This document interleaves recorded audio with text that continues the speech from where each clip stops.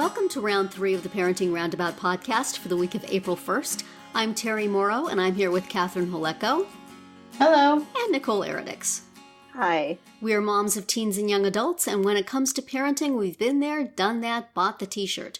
But we're still waiting for that day when we'll reach the finish line and have no further need to lay down in a dark room with a wet rag over our eyes, worrying about something or other. Wednesday is complaint day here on Parenting Roundabout, and we would like to vent about credit cards, and more specifically, credit cards for our kids. And should our kids have credit cards? And if they should, why will people not give them to them? So, my daughter got a letter in the mail the other day from her favorite store, Kohl's. Do you guys have Kohl's where you are? Yes. Okay. It's based in our state. There you go. Wisconsin. Well, my daughter loves it. She goes there all the time. She buys stuff online from them. She goes to the store. She loves it. So apparently one of the times she bought something at the store, they did the, do you want X% off if you fill out an application for a credit card? And she said, sure. Did not mention this to me because I would have obsessed about her writing down her social security number and, paper applications, but whatever. Mm-hmm. She did that, and when she got this envelope, I thought, oh, isn't this nice? I guess she's going to get a store credit card. But what it was a turn down because she had no credit history.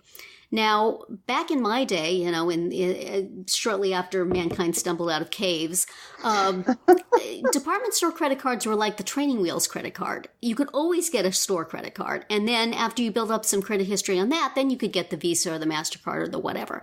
Was it that way when you guys were kids too? Do you remember that? Or did you just go straight to the big gun? The big kahunas. I feel like I went to one that was somehow attached to my parents. That first. Is truly the training wheels one, I guess. Yeah. Yeah. I seem to remember. I don't remember if I ever had a store card until later in life. Maybe I'm misremembering, but I seem to think that my mom had me get a, May Company or whatever the department store du jour was back then. So I remember that being advised, though. Yeah, that was an easy one to get. So I guess that is no longer the case.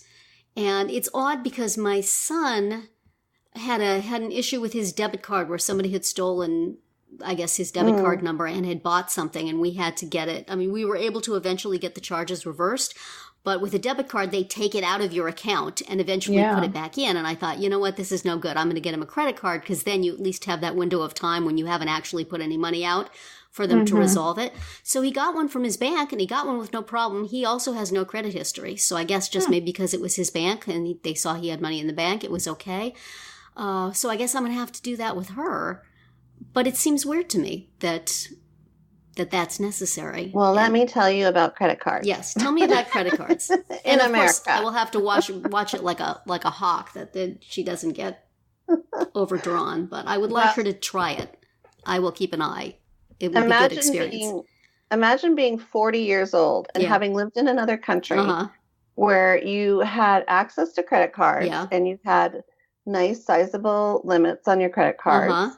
And you lived life and enjoyed things freely. And you moved to America. Yeah. And you're told that you have no credit history. Oh, goodness. And the most that they'll give you is a secured credit card for $500. Oh, my. Oh, wow. Yes. So we had to establish our credit history when we moved here because they don't obviously look at, from where we came from, right? Well, that seems silly. So, yes. So for the first, I'd say 5 years that we lived in America, we maybe had the most $1,500 on our credit card limit until we built up, gradually over time, we built it up. But it's a pain. And because everything relies on, you have to have a credit card to do anything. Yeah. Exactly. And they don't look at what you're employed, what your income is at this. They do, but it's not as big a factor as this credit card history thing. Right. Yeah. So I guess it's a good thing. Yeah, to start having your kids start establishing that young. Now that you mention it, my son's credit limit on his credit card is extremely low, but it doesn't matter because he doesn't spend much. He doesn't have, a low limit is fine for him, but it would be a disaster for an adult with actual bills and things. Right, with a family and... it was tough. I actually had to rely on my credit card. I had one that I kept from Canada that, thank gosh, I kept it because... if you go to a hotel, I mean, you have to have a credit card on file, and it's... Exactly. They might charge you more than $500, depending on how long It was very challenging the first couple of years. I'll bet.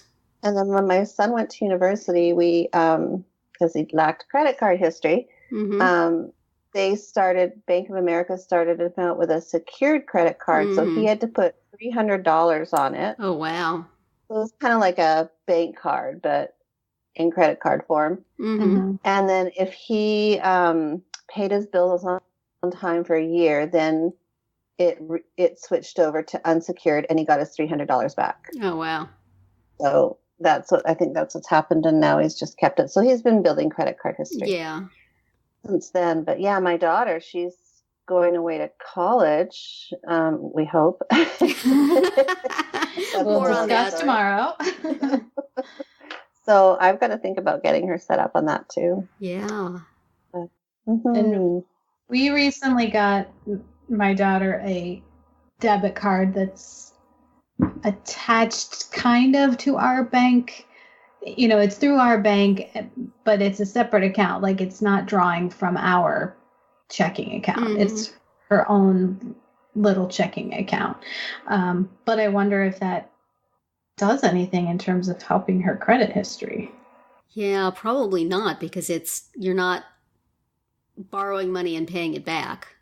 I think that's what they want to see. I mean, but it seems like it must be, I guess it's a good thing to get your kids started with it as soon as safely possible. But then you have to really make sure that, my daughter's been really, really good about spending within her budget when she's using a debit card, because she can go on and she can see how much money she has, and she knows, she has this bill to pay, so she has this much money to spend. With the credit card, you kind of lose that. Yeah. So I will have to be peeking on her bank page just to make sure she's not. But you know what? Sometimes it's one experience of screwing up is good to have. As long as it doesn't have lifelong ramifications. I mean, we can always bail her out, I guess, if it comes to that. But I just was surprised. I didn't think that there would be a problem, since I guess the one with my son was so easy.